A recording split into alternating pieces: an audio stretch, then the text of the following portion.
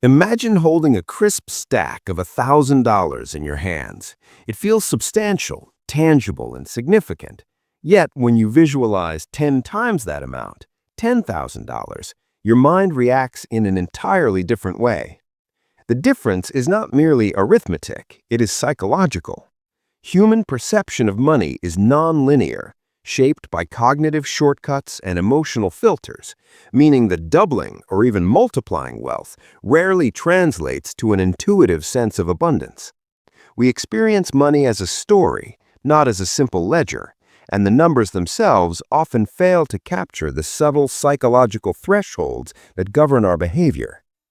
At the heart of this phenomenon is what behavioral economists call the magnitude effect.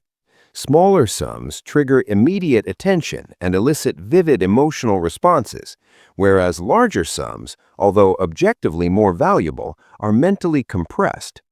A $1,000 expense feels like a tangible loss. It's noticeable, it alters decisions, it can provoke anxiety.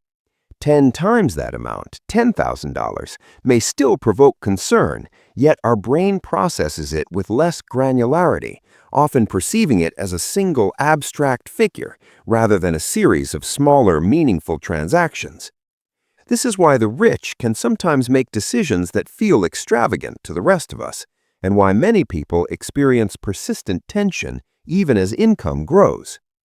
Consider the everyday implications. When a person earns $1,000, it can influence short-term choices. One may hesitate to buy a luxury item, question whether a service is worth the cost, or experience stress over paying a bill. Now, suppose that person's income grows and they suddenly have access to $10,000.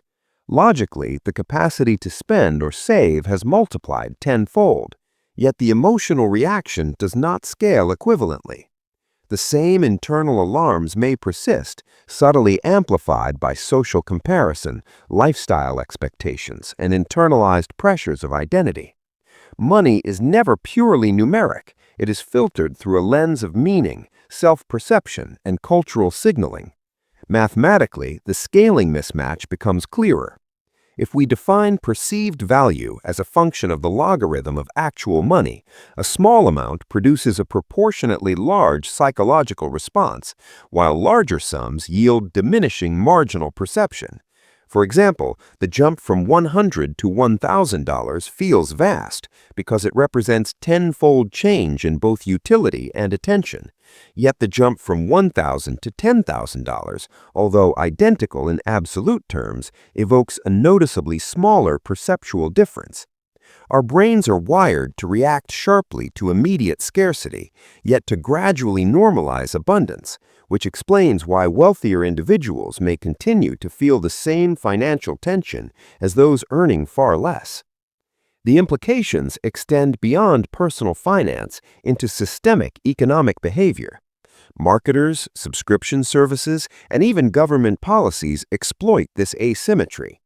We are more responsive to losses framed in smaller, concrete amounts, such as $19.99 a month for a service, than to abstract, larger sums that could otherwise be invested or saved.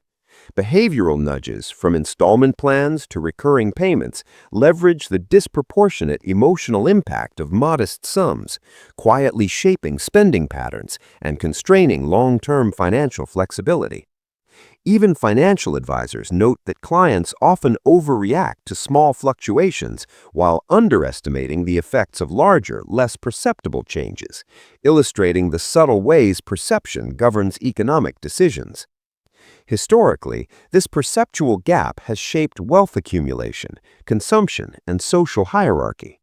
In early industrial economies, a skilled worker earning $1,000 annually would experience both the tangible utility and psychological weight of each dollar, whereas industrial magnates dealing in hundreds of thousands or millions perceived transactions as abstractions, influencing decisions with a detached efficiency that often bewildered their contemporaries. Human psychology has not evolved at the same pace as money itself. Large sums remain cognitively compressed, and smaller sums continue to exert disproportionate emotional influence, creating a recurring tension between objective wealth and subjective experience. Understanding this dynamic opens the door to intentional financial behavior. Recognizing that $10,000 does not feel 10 times as meaningful as $1,000 allows individuals to design strategies that align perception with long-term goals. Breaking large sums into smaller, manageable mental units can help in budgeting, investing, or planning expenditures. Conversely, acknowledging the outsized impact of small recurring costs can prevent unnoticed wealth erosion through subscriptions, fees, or impulsive spending. The key insight is that money is as much a psychological construct as it is a numeric one. Perception dictates choices, and choices dictate outcomes over time. Identity is central to this perception. People often define themselves not by objective net worth, but how their financial reality interacts with daily life, aspirations, and social comparisons. A person with $10,000 may feel constrained if accustomed to frequent small pleasures, or if social cues set a higher benchmark, whereas another person with $1,000 may feel empowered if their habits, expectations, and environment allow them to experience noticeable gains. These subjective interpretations of money reinforce patterns of satisfaction, stress, and decision-making that operate independently of arithmetic, highlighting the deep intertwining of cognition, emotion, and finance. In practice, navigating this perceptual landscape requires mindfulness and structural awareness. Financial planning that respects psychological thresholds can optimize behavior without requiring constant self-discipline or unrealistic detachment from money's emotional weight. Splitting wealth into meaningful mental units, framing expenses and savings consciously, and aligning perception with realistic goals can reduce tension and improve the effectiveness of financial decisions. By acknowledging the nonlinearity of perception, individuals can act with clarity, harnessing both small and large sums in ways that support stability and intentional growth. Ultimately, understanding why $1,000 feels different than $10,000 is less about dollars and more about human nature.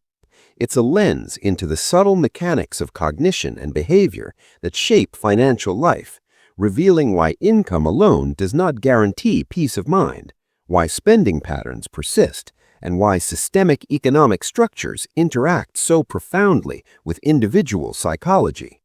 By observing these patterns calmly and analytically, we gain insight into our own decision-making and the invisible forces that govern money's role in human experience, inviting a more deliberate, informed, and sustainable approach to wealth, value, and personal finance.